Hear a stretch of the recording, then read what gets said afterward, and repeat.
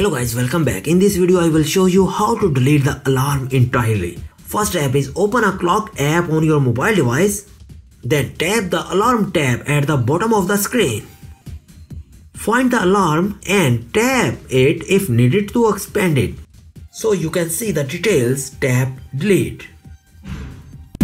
There is also a problem with this video. So ask about these comments. Any problem related to social media and internet, let them know in the comments bar so that a video can be made on it. Please like this video and subscribe our channel and press icon for any updates and notifications.